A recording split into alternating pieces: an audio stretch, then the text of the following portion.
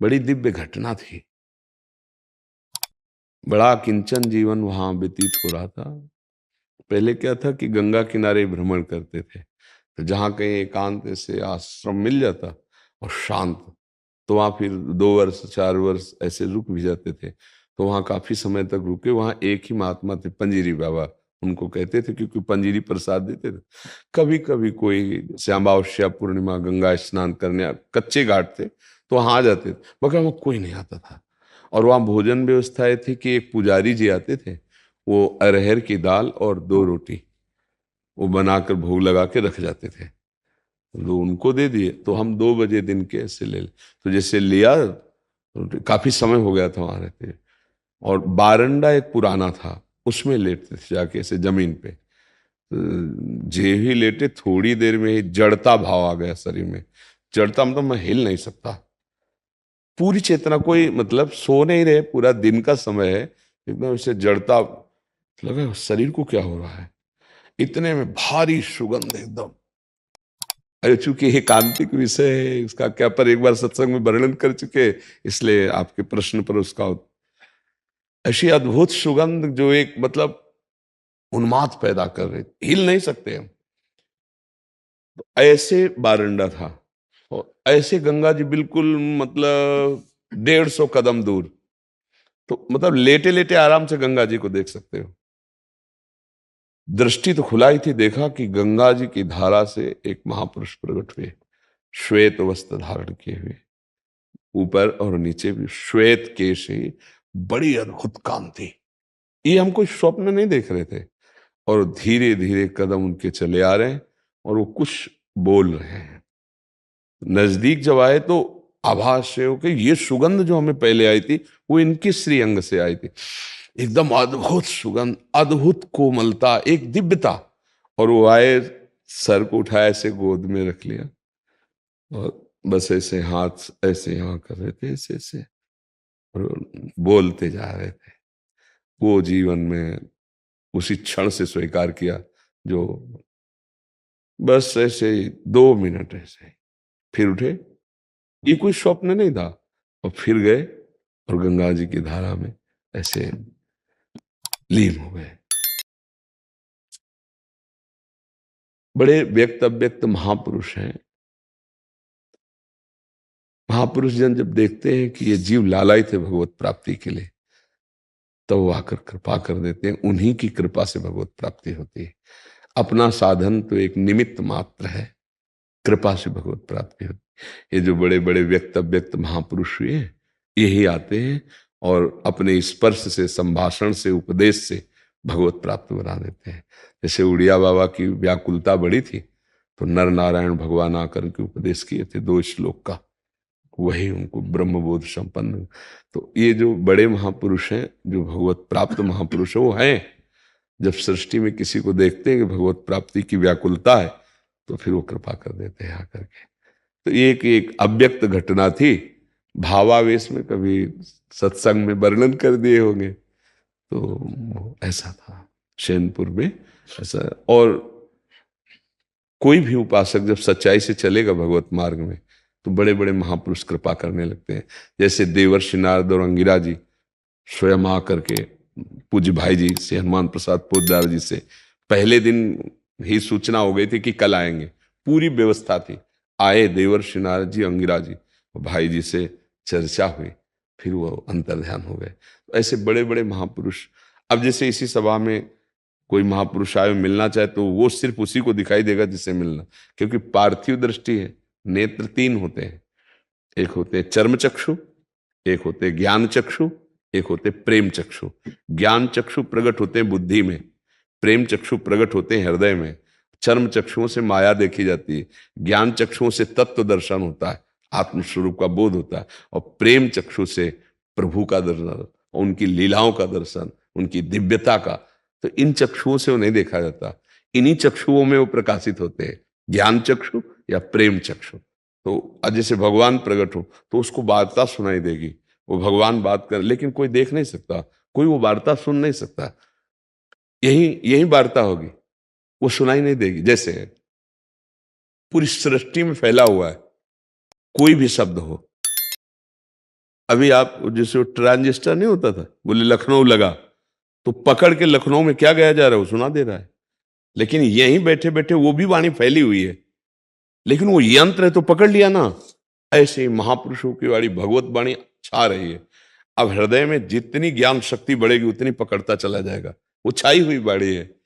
तो ऐसे ही बड़े बड़े महापुरुष विराजमान हैं, भगवान स्वयं विराजमान। जहां भक्त कीर्तन करता है, नाम जप करता है, मंत्र जप करता है, वहां भगवान उपस्थित। मद भक्ता यत्र गायंती तत्र तिष्ठामि, नारदा भगवान कहते हैं। जहां मेरा नाम वाणी, जहां श्याम श्यामा तहां, नाम वाणी सुनत श्याम श्यामा सुबस, नाम वाणी निकट श्याम श्यामा प्रगट।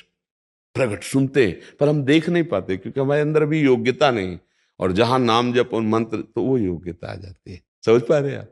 हाँ, बड़े महापुरुषों की कृपा से ही भगवत प्राप्ति होती है, वो योग्यता आती है।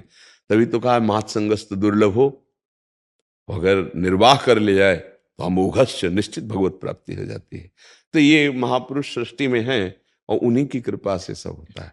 नहीं तो जैसे जंगहा लोहा कभी आभूषण मुकुट नहीं बन सकता, पर पारसमणि के स्पर्श से सोना बनकर वो मुकुट बनकर के श्री विग्रहों पर विराजमान हो जाएगा। ऐसे ही देहधारी कोई चिदानंद तत्व का साक्षात, तो वो जो चिदानंद तत्व का साक्षात्कार के महापुरुष है, जब देखते कि बहुत तड़प रहा है तो उसको योग्यता प्रदान कर देते।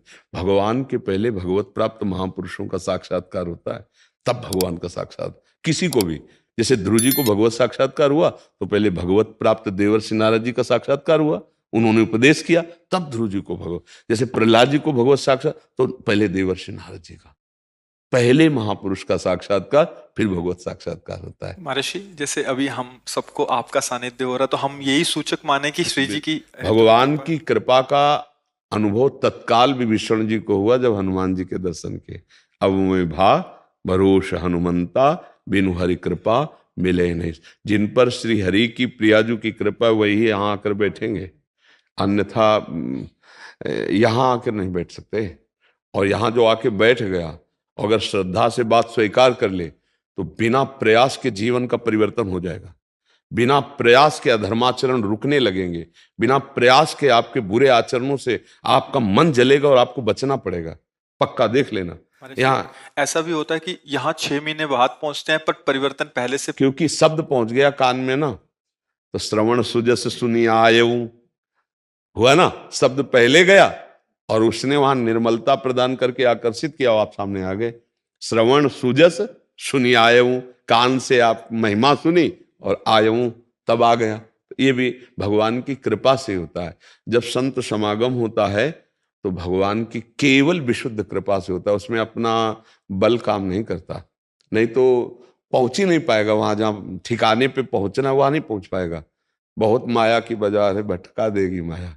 और अगर श्रद्धा पूर्वक संत समागम हो जाए तो भगवत प्राप्ति का हेतु ही हो जाता है। बड़े भाग पाइब सत्संगा, तो बिना ही प्रयास होई भव भंगा। इसका सीधा फल ये होता है, हाँ, भ्रमों का नाश हो जाना। जैसे जीव दुख से दुखी होकर के भटक रहा है कि सुख कैसे प्राप्त हो, तो आज तक किसी जंतुर में ऐसी ताकत नहीं है, या किसी ऐसे छुछा में ऐसी ताकत नहीं कि तुम्हारे दुख को मिटा सके। पक्का समझना। और नाम जप शुरू कर दो भगवान का, पर नाम जप का परिचय, नाम जप की श्रद्धा, नाम जप की भावना, नाम जप का उत्साह, ये संत से ही मिलेगा, भगवत प्रेमी संत से। जब भजन का भाव तुम्हारे अंदर उठने लगे, दुर्गुण दुराचार त्याग की भावना दृढ़ होने लगे, तो पूछने की जरूरत नहीं, वो संत है, चाहे पैंट शर्ट में हो, चाहे जिस वेशभूषा में हो। जिसके सानिध्य से दुर्गुण दुराचार हटने लगे, सद्गुण सदाचार आने लगे, भगवान प्रिय लगने लगे, बाहरी पहचान यही है संत की, सीधे संत की पहचान। बड़े भाग पाइब सत्संगा, तो बिना ही प्रयास होई भव भंगा। संसार का भ्रम नष्ट हो जाएगा। भोगों का जो मलिन भोगों का प्रपंच हमको घसीट रहा था, अब उस पर विजय प्राप्त करने की बात है। जैसे कई भाई बहन आके बताते हैं हम ऐसे ऐसे ऐसे थे, अब ऐसे ऐसे ऐसे चल रहे हैं। तो ये उनको पावर कहां से मिला? शब्द ब्रह्म है। जब श्रवण इंद्रिय में गया तो उसने घसीट दिया उनको, उस सतमार्ग की तरफ लाके खड़ा कर दिया। तो जैसे आप लोग सामने बैठे हो, अब यदि आप दुर्गुण दुराचार करो तो बस ये समझ लो कि बहुत बड़ा अभाग्य है कि संत समागम मिलने के बाद हमारा सुधार नहीं हुआ, तो फिर कहाँ सुधार होगा, कहाँ सुधार होगा। इसलिए सबसे प्रार्थना है कि हरि जी की तो बड़ी कृपा आपके ऊपर है, हमारे ऊपर है, सबके ऊपर। हमें मनुष्य शरीर दिया, मनुष्य शरीर दे के हम भ्रमित होकर कहाँ भटक रहे थे, हमें साधु समागम दे दिया, सही आचरणों में चलने का हमें ज्ञान दे दिया। देखो इतने शास्त्र हैं, आप कितना पढ़ोगे। तो भगवान ने जैसे अपने लोगों को बचपन से शास्त्रों का स्वाध्याय, संतों का समागम, साधना का अनुभव, तो सब एक साथ मिला के 5 मिनट में तुम्हें परोस दिया। जो 50 वर्ष की आयु में संतों ने अनुभव करके लिखा, फिर उसको वो सब 5 मिनट में परोस दिया। तुम्हें भागने की जरूरत नहीं, सब जगह ढूंढ के सब जगह अब उसे पालो आप। तो आपको जो वर्षों साधना से मिलती है वो 5 मिनट में आपका अनुभव बन गया। अब जैसे तुम यहां की बात सुन लो और मनन कर लो, तो आप जाओ, अब आपके कान इतने गहरे हो गए कि आपको सब बातें हल्की लगने लगेंगी। जहां सुनोगे ना तो आपकी कटिंग शुरू हो जाएगी, नहीं नहीं नहीं नहीं। सत्य वस्तु को सुनने के बाद अब फिर आपको जैसे और सुनने, तो अगर पकड़ नहीं तो बात अलग है, अगर पकड़ लिया है तो आपके कान इतने गरू हो चुके हैं कि अध्यात्म चर्चा के सिवाय अरे यार का ये सब मनोरंजन है, ऐसे चलने लगेगा। अरे यार नहीं, ये सब मनोरंजन है, छोड़ो, अध्यात्म बात को पकड़ लो। ये हुआ कैसे? संत समागम से। बहुत बड़ा लाभ है। हम संत नहीं हैं, पर संतों की कृपा से, जो संतों के लक्षण हैं, जो संतों के भाव हैं, जिससे भगवत प्राप्ति होती है, उनका प्रसाद मिला है। उसी प्रसाद को आपको दे रहे हैं। जादू चमत्कार सबसे बड़ा ये हमारा मलिन मन, विषयी मन, थोड़ा भी विषय त्याग के अगर भगवान की तरफ चल पड़ा तो चमत्कार हो गया। सबसे बड़ा चमत्कार ये कि हमारे मन का परिवर्तन हो जाए। बाहरी प्राकृतिक थोड़ा चमत्कार हो, जादू टोना मंत्र ये सब हो सकता है, मानते हैं, हो सकता है, मंत्रों का अनुष्ठान करो, ऐसा तुम्हारे मलिन मन का सतमार्ग में ये सबसे बड़ा ये होता है भगवान के प्रेमी संतों की कृपा से होता है कि हमारा मन भगवान की तरफ चल पड़े, विषय रस का त्याग करने लगे, भगवदानंद रस का रसास्वादन करने की चाह प्रगट, ये संतों की कृपा से होता है। वही बड़े बड़े संतों की कृपा, आज जो आप पान कर रहे हो ना, ये संतों की कृपा प्रसाद पान। इस जीवन में संतों की कृपा मिली, बचपन से निकले बड़े बड़े महापुरुष दया किए। एक वो परमहंस जी थे, उन्होंने कहा बहुत मुझे प्रसन्नता हो रही, तुम इस छोटी अवस्था में वैराग्य मार्ग में, हाँ ये सावधानियां रखना और बहुत कृपा है तुम्हारे ऊपर। और वो जैसे प्रसन्न हो रहे हैं तो उनका आशीष हमारा कवच बन रहा है, हमको सुरक्षित कर रहा है, हमको आगे बढ़ा रहा है। ये महापुरुषों की कृपा से अपने नहीं चल सकते थे, उनकी कृपा से चल रहे हैं। ऐसे ही आप भी मानो ट्रेन के डिब्बे में बैठ गए तो इंजन 25 डिब्बों को घसीट के वही पहुंचा देगा स्टेशन में। डिब्बे में ताकत नहीं, पर डिब्बे 50 सैकड़ों को भर करके वही पहुंचा देंगे जहां इंजन जा रहा है। तो आचार्य गुरु ये इंजन है, उनके आश्रित हो गए, हम सब वहीं पहुंच जाएंगे। हमारी साधना नहीं, हम दौड़ के नहीं पहुंच रहे, हम तो ट्रेन के डिब्बे में बैठे हैं, आगे इंजन खींचता चला जा रहा है, हम पीछे बैठे चले जा रहे हैं, आनंद से हर स्टेशन का आनंद लेते हुए जा रहे।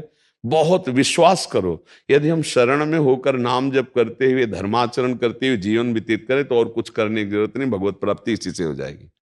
नाम जप चल रहा है, धर्माचरण हो रहा है, चरित्र पवित्र है, भगवत प्राप्ति। चाहे गृहस्थ हो चाहे चरित्र दूषित है तो चाहे आप जो भेष रख लो, फिर वो बात नहीं बनेगी। देखो सबसे बड़ी खास बात है चरित्र। हाँ, इस समय हमारा घाटा सबसे ज्यादा चल रहा है, चरित्र दूषित हो रहे हैं, नहीं हो रहे। हाँ, ये बद दुखद बात है कि हम चरित्रहीन होते चले जा रहे हैं, हमारा चरित्र लुटता चला जा रहा है। हम समझते हैं कि जैसे भारत, तो वो हमारे आदर्श नहीं है, हम उनके आदर्श हैं। भारत आदर्श रहा है हर देश का। ऋषि मुनि ब्रह्म ऋषि सब जा करके विदेश आदि में अपने भगवान नाम का यश कीर्तन है नहीं। और अगर कोई विशेष बौद्धिक स्तर का है तो हमारे देश के तो महात्मा बुद्ध जी हमारे ही देश के तो है ना। जितने भी बड़े बड़े महापुरुष बाहर गए और जो धर्म का, मोक्ष धर्म का, भगवत धर्म का, वो सब भारत से ही तो है ना। तो हम दूसरे का अनुकरण करके अपने आचरणों को हीन कर ले, चरित्रहीन कर ले, तो हमारी मूर्खता होगी। दूसरे हमसे चरित्रवान बन रहे हैं और हम दूसरों का अनुकरण करके हम चरित्रहीन हो रहे हैं, तो हम गलत हो रहे हैं। हमारे को अपने देश और अपने धर्म और अपनी महिमा को समझना चाहिए।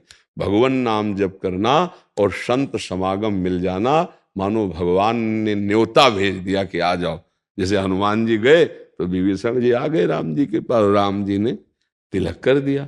यही परम पद देने वाले प्रभु हैं, जो ये हमको दुर्लभ। कहाँ बैठे हो? वृंदावन की पावन भूमि में। क्या सुन रहे हो? बोले भगवत चर्चा। किसके सानिध्य से? बोले संतों के सानिध्य। हाँ, ये दुर्लभ कृपा प्राप्त हुई है। सुत दारा धन लक्ष्मी पापी के घर होए, संत समागम हरि कथा तुलसी दुर्लभ होए।